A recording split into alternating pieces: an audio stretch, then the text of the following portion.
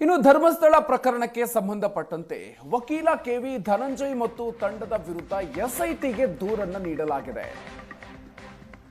ಧನಂಜಯ್ ವಿರುದ್ಧ ತನಿಖೆಗೆ ಧರ್ಮಸ್ಥಳ ಗ್ರಾಮಸ್ಥರು ದೂರನ್ನು ಕೊಟ್ಟಿದ್ದಾರೆ. ಧರ್ಮಸ್ಥಳ ಗ್ರಾಮಸ್ಥ ರಾಜೇಂದ್ರ ಸೇರಿದಂತೆ ಹಲವರು ದೂರನ್ನ ಸಲ್ಲಿಕೆ ಮಾಡಿದ್ದಾರೆ. ವಕೀಲ ಕೆವಿ ಧನಂಜಯ್, ಸಚಿನ್ ದೇಶಪಾಂಡೆ, ದಿವಿನ್ ಧೀರಜ್ ಹಾಗೂ ಮಂಜುನಾಥ್ ವಿರುದ್ಧ ತನಿಖೆಗೆ ಆಗ್ರಹವನ್ನು ಮಾಡಿದ್ದಾರೆ. ದಾಖಲೆಗಳನ್ನ ಧನಂಜಯ್ಗೆ ಕೊಟ್ಟಿರುವುದಾಗಿ ದೂರುದಾರ ಚಿನ್ನಯ್ಯ ಹೇಳಿದ್ದ. ವಕೀಲರು ಕೂಡ ಷಡ್ಯಂತ್ರದ ಭಾಗ ಆಗಿರುವ ಸಾಧ್ಯತೆ ಇದೆ ಅಂತ ದೂರನ್ನ ಕೊಡಲಾಗಿದೆ. ಉತ್ಖನನದ ಹೊತ್ತಲ್ಲಿ ಚಿನ್ನಯ್ಯ ಜೊತೆಗೆ ಧನಂಜಯ್ ವಕೀಲರು ಕೂಡ ಇದ್ರು. ಹೀಗಾಗಿ ಅವರನ್ನ ಕೂಡ ವಿಚಾರಣೆ ನಡೆಸಬೇಕು ಅಂತ ಈಗ ದೂರನ್ನ ಸಲ್ಲಿಕೆ ಮಾಡಲಾಗಿದೆ.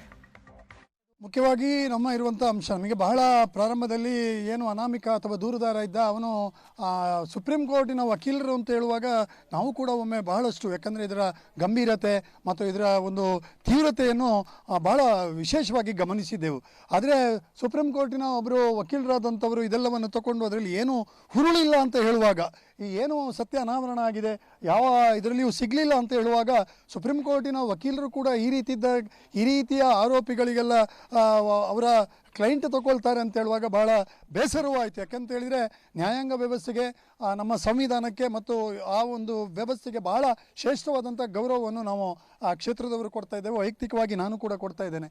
ಆದರೆ ಅವರು ಕೂಡ ಅವತ್ತು ಮಾಧ್ಯಮದಲ್ಲಿ ಹೇಳುವಾಗ ಅವರು ಕೂಡ ಹೇಳಿದರು, ಇಲ್ಲ ಇದು ಹೀಗೀಗ ಆಗಿದೆ ಅಂತ ಹೇಳಿದರೆ ತೀವ್ರತೆಯನ್ನು ಸುಪ್ರೀಂ ಕೋರ್ಟಿನ ಒಂದು ಟ್ಯಾಗ್ ಲೈನ್ನ ವಕೀಲರು ಅಂತ ಹೇಳುವಾಗ ಅದರ ತೀವ್ರತೆಯನ್ನು ಹೇಳಿದಾಗ ನಮಗೆ ಕೂಡ ಒಂದು ಇದಾಯಿತು. ಆದರೆ ಇದು ಏನೂ ಇಲ್ಲ ಅಂತ ಹೇಳುವಾಗ ಈ ರೀತಿದು ಇದಾಗಬಾರ್ದು. ಮತ್ತು ಇದರಲ್ಲಿ ಇದೊಂದು ಕಾನ್ಸ್ಪಿರಸಿ, ಇದರಲ್ಲಿ ಅವರು ಕೂಡ ಭಾಗಿಯಾಗಿದ್ದಾರೆ ಅಂತ ಹೇಳುವಂಥದ್ದು ನಮಗೆ, ಮತ್ತು ಅವರ ತಂಡ, ಯಾಕಂತ ಹೇಳಿದರೆ ಪ್ರತಿ ಹಂತದಲ್ಲಿಯೂ ಅನಾಮಿಕನ ಜೊತೆಗೆ ದೂರುದಾರನ ಜೊತೆಗೆ ಇದ್ದವರು ಅವರ ವಕೀಲರುಗಳು. ಹಾಗಾಗಿ ಅವರನ್ನು ಕೂಡ ತನಿಖೆಗೆ ಒಳಪಡಿಸಿದರೆ ಈ ಸತ್ಯಾಸತ್ಯತೆ ಬರ್ತದೆ ಅಂತ ಹೇಳುವಂಥ ಒಂದು ಗಟ್ಟಿಯಾದ ಬಲಿಷ್ಠವಾದ ನಂಬಿಕೆಯೊಂದಿಗೆ ಇವತ್ತು SIT ತಂಡಕ್ಕೆ ನಾವು ದೂರನ್ನು ನೀಡಿದ್ದೇವೆ. ವಕೀಲರು ಕೆಲವೊಮ್ಮೆ ವಾದ ಮಾಡ್ಬೋದು, ನಾವು ಯಾರೇ ಬಂದರೂ ಕೂಡ ನಾವು ಅವರಿಗೆ ಲೀಗಲ್ ಆಗಿ ಅವರಿಗೆ ಸಪೋರ್ಟ್ ಮಾಡುವಂಥದ್ದು, ಅವರಿಗೆ ಸಲಹೆಗಳನ್ನು ಕೊಡುವಂಥದ್ದು ಮಾಡ್ತೀನಿ ಅನ್ನುವಂಥದ್ದು. ಧನಂಜಯ್ ಅವರು ಈ ರೀತಿ ಆಗಿ ಮಾಡಿರ್ಬೋದಂತ.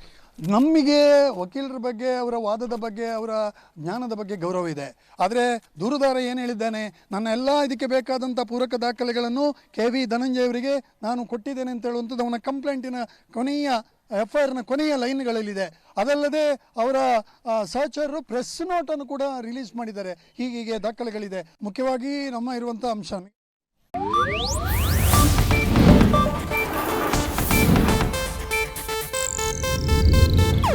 ಇದು ಏಷ್ಯಾನೆಟ್ ನ್ಯೂಸ್ ನೆಟ್ವರ್ಕ್ ಪ್ರಸ್ತುತಿ.